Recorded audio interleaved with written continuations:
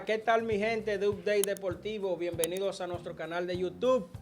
Gracias por el apoyo, gracias por siempre estar ahí y gracias por estar pendiente a nuestro contenido en nuestro canal de YouTube. Percio, dime, ¿qué es lo que es? ¿Qué tenemos? Tranquilo, aquí dándole gracias a todos nuestros suscriptores, a todas esas personas que nos brindan sus comentarios, realmente nos dan su apoyo, su aporte para ir mejorando cada día, ya que, como le contamos un principio, que nosotros somos fanáticos del deporte, que venimos a hablar de aquí contando con un público que nos sigue, que también nos da su punto de vista y su perspectiva para ir mejorando en el camino. Así mismo es, y motivando a la gente a que nos comente en cada publicación que hacemos para uno ir mejorando poco a poco.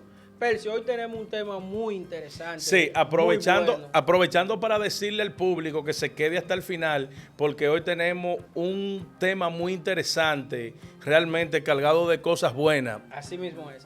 Hoy vamos a hablar de lo que es los mejores centros de la NBA a lo largo de la historia.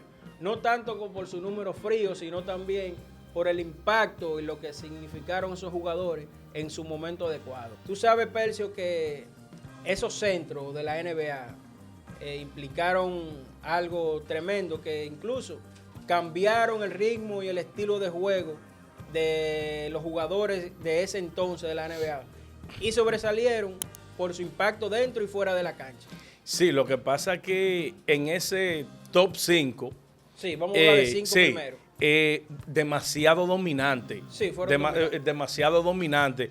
Con decirte, Analdi, que mira la actuación que tuvo el Superman Howard, que tuvo David Robinson cuando hizo ese dúo con Tim Duncan, que le llamaban las Torres Gemelas. San Antonio. Y el mismo Patrick Ewing también, que no se nos debe quedar.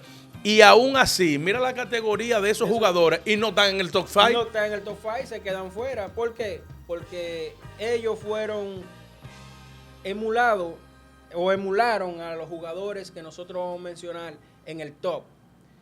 Esos son jugadores buenos que marcaron una buena época en la NBA, pero no tuvieron el impacto como los jugadores que nosotros vamos a mencionar en este top 5. Entonces, en el número 5, Percio, ¿quién tenemos ahí? A un caballo de caballo, Hakeem Olajuwon. Hakeem Olajuwon, con Houston Rockets. Con Houston Rockets y Toronto Raptors. Sí. Nada más pasó por 2 equipos, sí, pero dejó huellas imborrables en cada uno de ellos. Ya Toronto fue en la postrimería de su carrera, ya sí, pero no dejó de plasmar. Al final. No dejó de plasmar números buenos. Sí, pero donde él fue bueno de verdad fue en Houston. No, porque dice, valga la redundancia, un dicho muy antiguo, juventud divino tesoro. Eso es así. Y tú sabes que con los Houston Rockets, él llegó a ser campeón en 2 ocasiones de la NBA. También fue MVP en una ocasión de la NBA. No, y invitado, uno dice invitado, pero con méritos, numeritos que lo llevaron a participar en 12 Juegos de Estrella. 12 Juegos de Estrella, sí. Y dueño del bailecito aquel, el Dream Shake, que hacía ese paso debajo del tablero. Y era un jugador sumamente dominante debajo del palo. Era un jugador ofensivo, un jugador defensivo también. Y dentro de su larga trayectoria en la NBA, fue considerado uno de los mejores centros. Incluso lo tenemos en el número 5 de los mejores centros de la NBA. En el número 5 de la historia. Y en el número 4, ¿qué tú tienes por ahí? Bueno, tenemos a otro grande, Analdi. El veteranísimo y asesino Wilt Chamberlain. Chamberlain marcó un antes y un después abajo de la zona de la pintura de la NBA. Después que Chamberlain estuvo ahí en la década de los 60 con el equipo de Filadelfia, jugó también con los Lakers. Chamberlain fue un jugador sumamente dominante debajo del palo. Fue un jugador bastante dominante debajo del palo y también fue un jugador muy ofensivo, porque todavía ese récord de los 100 puntos en un juego. No, es algo que nadie lo va a romper todavía. Nosotros no nos vamos a ver con nadie que rompa ese récord de los 100 puntos. Por lo menos está difícil, porque cuando uno ve esas leyendas de hoy en día que te promedian o te encestan, que 40, 45 y hacen el 80% de los tiros al aro. O sea, ya cuando tú ves que para meter 100 puntos está sumamente difícil. Tú sabes que Chamberlain fue un jugador sumamente dominante en la década de los 60, pero tuvo algo que el equipo de él no era tan competitivo. Solamente, a pesar de ser un jugador con un barraje ofensivo dominante, solamente obtuvo 2 campeonatos de las series finales de la NBA. Sí, pero tuvo 4 MVP de la temporada regular y MVP, tuvo nominado 13 veces al Juego de Estrella. Sí, y tuvo también 11 veces al primer quinteto de la NBA. Chamberlain, un jugador que promedió en la temporada 62, promedió más de 50 puntos por juego y más de 25 rebotes por juego. Analdi, pero mira el tiempo que hace de eso. Y yo creo que el último susto que sintió el récord de los 100 puntos fueron Kobe con 81. 81. Y fue algo tremendo. Y le faltaron todavía 19 puntos para empatar, así mismo. Tú sabes que Chamberlain, después que promedió los 50 puntos, al año siguiente promedió más de 44.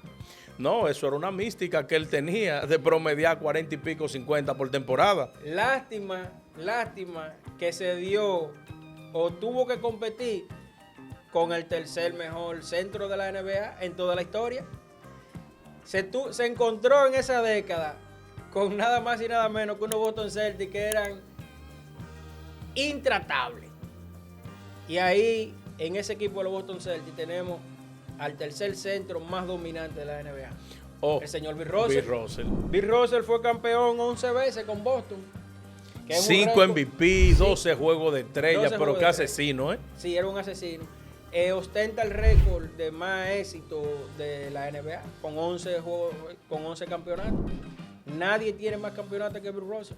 Incluso Bill Russell fue tan grande que el trofeo que se entrega en las finales de la NBA es en honor a él. Lástima que ya un jugador que está ya en unas ciertas condiciones ya por su edad, pero a nivel de número es duro. Sí, porque es que Boston en los años 60 y pico y 70 eran los equipos más dominantes. Era imbatible, incluso Boston es el equipo más ganador de la NBA con 18 títulos. Y eso, que él solamente tiene 11. Imagínate lo dominante que fue ese señor ahí con los Boston Celtics en la década de los 60. Y eso, que habían unos Lakers también que estaban fuertes en esa época, sí, le dieron mucha agua a beber. Le dieron agua a beber, pero ellos lo bateaban a los Lakers de ese entonces. Lo bateaban. Percio, y en el número 2, ¿a quién tenemos como los mejores centros de la NBA? Bueno, en el número 2 tenemos a un centro que nació en la magia de Orlando y terminó dando fruto. O sea, para mí sus mejores tiempos lo pasó en los Lakers de Los Ángeles. Después jugó en Miami, después jugó en Boston. Pues yo creo que ya yo te dije quién fue. Así mismo es, ese es el Shaq O'Neal. Un hombre que rompía los tableros nada más por verlo recogiendo los cristales. No, y fue un jugador muy dominante en la década de los 90, principios de los 2000. Y Shaquille ganó 3 campeonatos con los Lakers, como tú dices. Y ganó uno con Miami. Ganó uno con Miami. Él se retiró con 4. Sí, ganó con Miami cuando acompañó a Dwayne Wade en el equipo de Miami. 15 juegos de estrella. Entonces, un jugador. Y era una bestia abajo en el pero hoy no era un hombre de 2 metros 16 con 400 y pico de libras. Y también fue efectivo porque ganó buen dinero en la NBA. Sí, sí. Y salió de la NBA y se ha dedicado a los negocios. Shaq, como le decían, también se enfrentó con ese equipo de Orlando a los Houston Rockets, donde Olajuwon le ganó, le pasó factura. No, la veteranía en el básquetbol es una pieza muy fundamental.